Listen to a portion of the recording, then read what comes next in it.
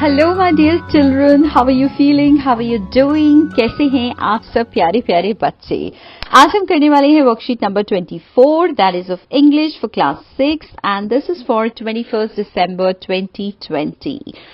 So beta, this worksheet is based on one of the chapters from your textbook and the title of the chapter is Fair Play. इसका एक part हमने start कर लिया था previous worksheet में, if you could remember, जिसमें हमने क्या पढ़ा था? हमने पढ़ा था we read that Juman and Algu were good friends and Juman's aunt requested for a monthly allowance from Juman after she transferred all her property to him.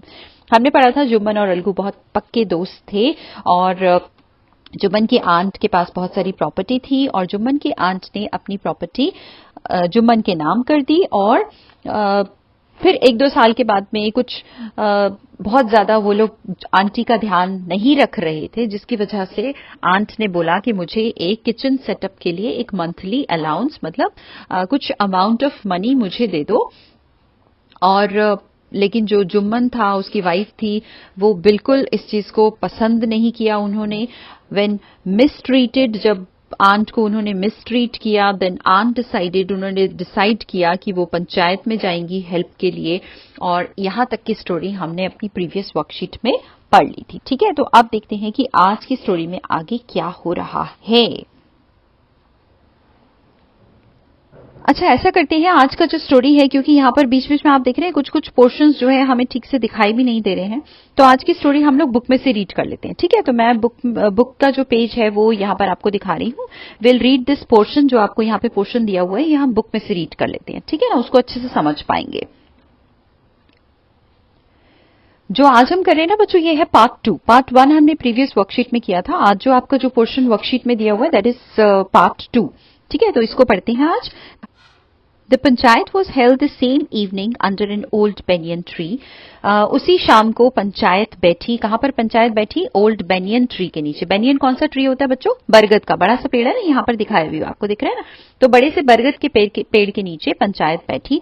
Jumman stood up, Jumman खड़ा हुआ, उसने कहा the voice of the panch is the voice of God. इसको phrase sentence का क्या मतलब है? इसका मतलब है, उसने कहा कि जो पंचों का जो भी कहना होगा मेरे लिए वो ऐसा होगा जैसे कि भगवान का कहना है। तो पंचों की आवाज मेरे लिए भगवान की जैसी आवाज होगी। जो भी पंच कहेंगे, फैसला करेंगे, वो मैं पूरी तरह से मान लूंगा। Let my aunt nominate the head panch, I will abide by her decision. उसने कहा कि मेरी आंट को हेड पंच का नॉमिनेशन करने दो, मतलब फैसला करने दो। जो भी वो फैसला करेंगी, डिसीजन जो भी वो लेंगी, मैं उनके साथ में सहमत होऊंगा, उनके फैसले में ही मैं अग्री करूंगा, अबाइड करूंगा। The panch knows neither friend nor enemy. पंचों के लिए कोई फ्रेंड, कोई दुश्मन नहीं है, है ना। उनके लिए ऐसा नहीं है कि ये मेरा मित्र है, ये मेरा दुश्मन है, ऐसा कुछ नहीं होता। पंच उसको नहीं मानते हैं। व्हाट डू यू से टू अलगू चौधरी? उसने कहा कि अलगू चौधरी के बारे में तुम्हारा क्या ख्याल है, अगर हम उसको हेड पंच नियुक्त करें? तो ओल्ड लेडी ने ये अनाउंसमेंट किया। उससे बोला, किससे बोला? जुम्मन से बोला कि अगर अलगू चौधरी को नॉमिनेट किया जाए तो तुम्हारा क्या ख्याल है? तो अब जुम्मन ने कहा कि फाइन, बिल्कुल ठीक है। Hiding his joy over his this unexpected piece of luck. उसने कहा कि अरे वाह, अंदर ही अंदर वो तो खुश हो गया। क्यों? क्योंकि उसे लग रहा था कि अलगू तो मेरा बहुत पक्का दोस्त है, अब मेरे तो मजे हो गए। उसने कहा कि मेरे तो भाग्य खुल गए। ये मेरे पास तो इतना अनएक्सपेक्टेड, मतलब जिसकी उम्मीद नहीं की थी, ऐसा भाग्य मेरे पास खुद चल के आ गया। तो अंदर ही अंदर बड़ा खुश हो रहा था और अपनी, लेकिन खुशी को क्या कर रहा था? अपनी खुशी को छुपा रहा था। तो उसने कहा कि हाँ ठीक है, फाइन, है ना। बड़े आराम से उसने कहा, chachi you are aware of my friendship with Jumman, said Algu. Algu ने कहा फिर कि चाची आप तो मेरी फ्रेंडशिप को बहुत अच्छे से जानते हैं, तो तब आप क्यों मेरा नॉमिनेशन हेड पंच में कर रहे हैं? I know that. उसने कहा कि मैं ये जानती हूँ, रिप्लाइड द आंट। उसने कहा But I also know that you will not kill your conscience for the sake of friendship. उसने कहा कि तुम अपनी आत्मा को, अपनी जो आपकी जो मॉरल ड्यूटीज हैं, उसको अपनी फ्रेंडशिप के लिए कभी भी नहीं मारोगे। कॉन्शियंस मतलब आपका जो अंदर जो एक होता है ना, कभी कभी आवाज आती है कि नहीं ये सही है, ये गलत है, जो मॉरल आपकी जो अंतरात्मा कह रही है, तो उसको तुम अपनी कंसाइंस को कभी भी नहीं मारोगे। God lives in the heart of the punch and his voice is the voice of God. उसने कहा कि जो भी पंच होता है उसके तो दिल में जैसे भगवान खुद वास करते हैं, भगवान खुद उसके दिल में रहते हैं, और जो भी पंच की आवाज होती है वो ऐसे है जैसे कि भगवान खुद फैसला सुना रहे हैं। And the old lady explained her case, और उसके बाद में फिर ओल्ड लेडी ने अपना जो पूरा केस था कि ऐसे ऐसे मैंने अपनी प्रॉपर्टी की, और पूरा केस जो था उसने वो पंचों के सामने वहां पर अपना एक्सप्लेन कर दिया। जुम्मन सेड अलगू, अलगू ने फिर जुम्मन से कहा, you and I are old friends, कि तुम और मैं बहुत पुराने दोस्त हैं। Your aunt is as dear to me as you, जैसे तुम्हारी आंट तुम्हें बहुत प्रिय है वैसे ही मुझे भी बहुत प्यारी लगती है। नाउ आई एम अ पंच, अब मैं कौन हूं, अब मैं तो एक पंच हूं। You and your aunt are equal before me, अब पंच के लिए अभी अब मैंने बताया था आपको कि पंच के लिए क्या कोई फ्रेंड कोई दुश्मन कोई नहीं होता, पंच के लिए सभी जो है वो जन बराबर हैं। अब उसने कहा कि तुम और तुम्हारी आंट चाहे मेरे कितनी अच्छी दोस्त है, कितनी अच्छी मेरी आंट है, लेकिन अब इस टाइम पर क्योंकि मैं पंच हूं इसलिए आप दोनों मेरे लिए समान है। वॉट हैव यू टू से इन योर डिफेंस, केस तो उसको पता था लेकिन फिर भी उसने आंट ने अपना केस एक्सप्लेन किया। अब उसने उससे कहा कि तुम अपने डिफेंस में अपने पक्ष में जो भी चीजें कहना चाहते हो तुम अपना केस जो है वो अपनी तरफ से एक्सप्लेन करो। 3 years ago began जुम्मन, अब जुम्मन ने कहना शुरू किया तो उसने कहा कि 3 साल पहले, अगो मीन्स पहले, my aunt transferred her property to me, मेरी आंट ने अपनी प्रॉपर्टी अपनी जो भी जायदाद थी वो मेरे नाम करी। I promise to support her as long as she lived, जब तक वो जिंदा रहेंगी तब तक मैं उन्हें सपोर्ट करूंगा, इसका मैंने वायदा किया था। I have done all I could, मैंने वो सब कुछ किया जो मैं कर सकता था।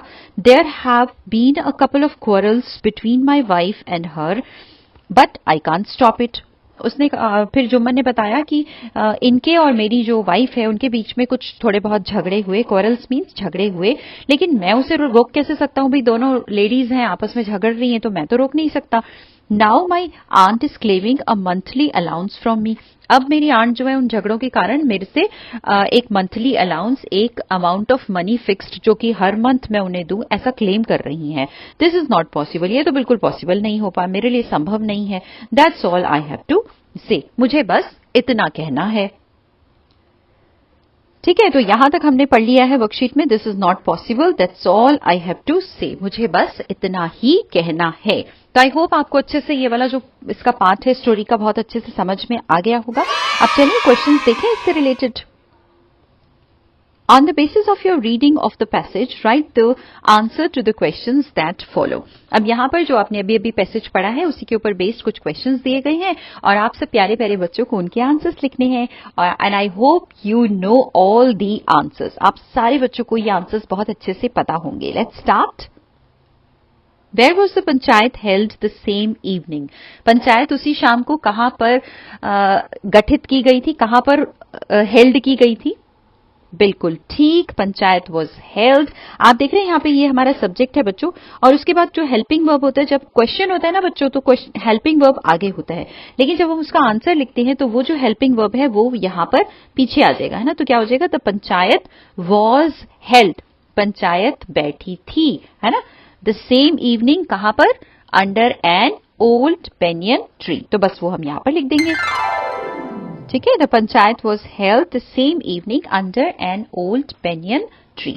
Now second question is, who was nominated as the head panch and by हुम?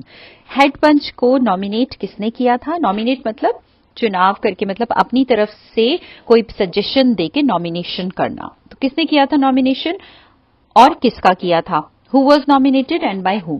अभी अभी हमने यहाँ पर लेसन में देखा ही था, जुम्मन ने कहा था ना अपनी आंट को कि आंट आप ही नॉमिनेशन कर लो और जो भी आप कहोगे कि मैं आपके डिसीजन के साथ में अग्री करूंगा, है ना। तो किसने नॉमिनेशन किया था? आंट ने किया था। और उन्होंने किसका नाम सजेस्ट किया? उन्होंने अलगू चौधरी का नाम सजेस्ट किया। तो बस वही हम यहां पर लिख देंगे, हु का मतलब कौन और बाय हुम किसके द्वारा। तो Alagu Chaudhary was nominated as the head panch और by whom, by Jumman's aunt. अब नेक्स्ट क्वेश्चन है, who said the following words and to whom? होता है ना हिंदी में किसने किससे कहा, तो बस इंग्लिश में भी वही है कि ये वाली जो लाइन है, ये जो सेंटेंस है, ये किसने किससे कहा। The panch knows neither friend nor enemy, ये किसने कहा था कि पंच जो है उनके लिए ना कोई फ्रेंड है ना कोई एनिमी है, वो कोई नहीं जानते कि ये मेरा दोस्त है ये मेरा दुश्मन है, ये किसने कहा था?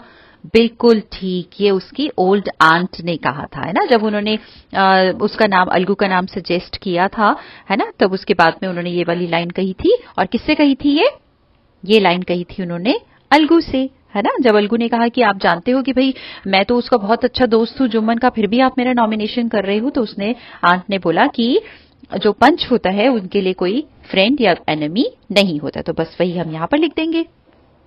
ठीक है भाई, ये हमने लिख दिया यहाँ पे। अब नेक्स्ट है I have done all I could, मैंने वो सब किया जो मैं कर सकता था। ये किसने बोला था? ये जब वो अपनी पूरी एक्सप्लेन कर रहा था ना जुम्मन, तो उसने, जब अलगू ने पूछा कि भाई अब तुम अपना केस एक्सप्लेन करो अच्छे से, तब उसने लास्ट में बोला कि मैंने जो भी मैं आंट के लिए कर सकता था वो मैंने सब कुछ किया। तो ये किसने बात कही? ये जुम्मन ने अलगू चौधरी से कही थी, है ना। अलगू या अलगू चौधरी, जैसा भी आपका मन हो आप पूरा लिख सकते हैं यहाँ पे। तो बस वही हम यहाँ पर लिख देंगे। Jumman said these words to Alagu. ठीक है ना, सेड आएगा क्योंकि ये पास्ट की बात हो रही है, अभी प्रेजेंट की बात नहीं है, इसलिए पास्ट की बात है, तो यहां पर सेड लगाया है। अब नेक्स्ट है व्हाट हैव यू टू से इन योर डिफेंस, आपको अपने डिफेंस में क्या कहना है। ये किसने किससे कहा था? जब आंट ने अपनी सारी स्टोरी उसको एक्सप्लेन की ना, तो उसके बाद में आंट का पक्ष रखने के बाद में अलगू ने जुम्मन से ये वाली लाइन कही कि भाई अब तुम अपना जो भी डिफेंस में, अपने पक्ष में जो भी तुम बातें कहना चाहते हो अपने आर्ग्यूमेंट करने के लिए अपने पक्ष में, वो अब तुम कह सकते हो। तो अलगू चौधरी या Alagu said these words to Jumman. ठीक है ना, आपको अच्छे से समझ में आ गई ना ये वाली लाइंस। आपको ये बच्चे अच्छे से तब समझ में आएंगी जब आप 2-3 बार उस स्टोरी के पोर्शन जो मैंने भी आपको समझाया है उसे अच्छे से पढ़ लेंगे, समझ लेंगे, तो आपको बहुत अच्छे से ये स्टोरी का जो हिस्सा है वो समझ में आ जाएगा और आप उनका बड़ी आसानी से इन क्वेश्चंस का आंसर दे पाएंगे। ठीक है, अब आगे चले। अब है choose the correct meaning to the words given. यहां पर 3 वर्ड्स दिए हुए हैं बच्चों आपको। First word is defence, then is decision, then is conscience, है ना। अब ये 3 का मीनिंग जो है आपको उसके सामने 2-2 ऑल्टरनेटिव्स दिए हुए हैं, एक ए है एक बी है, तो इनमें से आपको करेक्ट जो ऑल्टरनेटिव है, करेक्ट जो उसका मीनिंग है वो चूज करना है और बस बाकी दूसरे को कट कर देना है, उसके सामने करेक्ट आंसर लिख देना है। डिफेंस, अब डिफेंस में आपको 2 दिए हुए हैं यहाँ पे, an argument in support of something और दूसरा दिए हुए fight for a cause. So in argument in support of something, इसका क्या मतलब होता है? आर्ग्यूमेंट का मतलब होता है बच्चों तर्क, और किसी के सपोर्ट में तर्क देना कि ये बात सही है तो क्यों सही है ना। अपने पक्ष में जो भी आप बात कह रहे हैं उसके बारे में तर्क देना, उसके बारे में सही गलत बताना कि भाई मैं ये जो बात कह रहा हूं ये मैं इस लिए कह रहा हूं, तो अपने पक्ष में कोई भी तर्क देना। And fight for a cause, fight for a cause का मतलब होता है किसी एक कारण के लिए फाइट करना, लड़ाई करना, जैसे अपने हक के लिए लड़ाई करना, इस तरह से। तो ये डिफेंस का मतलब होता है, यहां पर जो मीनिंग है वो हो जाएगा an argument in support of something, किसी भी आर्ग्यूमेंट। अब आंट ने वहां अपना पक्ष दिया था और उसके लिए फिर अपने पक्ष को तर्क देने के लिए फिर जुम्मन को मौका दिया गया था, है ना। तो डिफेंस में फिर जुम्मन ने अपनी बात रखी थी। उसके बाद है डिसीजन। डिसीजन का मतलब आप सभी को पता है फैसला, तो हो गया ये अ चॉइस और जजमेंट। टू वर्क क्विकली, ये नहीं होगा, ये भी नहीं होगा। उसके बाद है थर्ड जो वर्ड है दैट इज कॉन्शियंस। क्या बोलते हैं इसे? कॉन्शियंस। कॉन्शियंस जिसे आप हिंदी में कई बार अंतरात्मा भी बोल देते हैं। आपने देखा भी होगा कि जब कभी कभी आपने कुछ गलत कह दिया किसी को या आपसे कोई गलत काम हो गया है, तो फिर थोड़ी देर के बाद आपको अंदर से फील होता है कि ओहो ये तो मैंने गलत कह दिया, है ना। और फिर आप चले जाते हैं दूसरे व्यक्ति के पास, भी मुझसे गलती हो गई, या मम्मी को आपने कुछ गलत कई बार बोल देते हैं बच्चे, फिर थोड़ी देर बाद फील होता है कि नहीं नहीं मेरी मम्मी तो मेरा इतना ध्यान रखती है, और फिर आपका अंतर्मन आपको कहता है कि भाई ये तो तुमने गलत कर दिया। फिर आप मम्मी के पास जाते हैं, सॉरी बोलते हैं, प्यार कर लेते हैं मम्मी को, है ना। तो उसे कहते हैं कॉन्शियंस।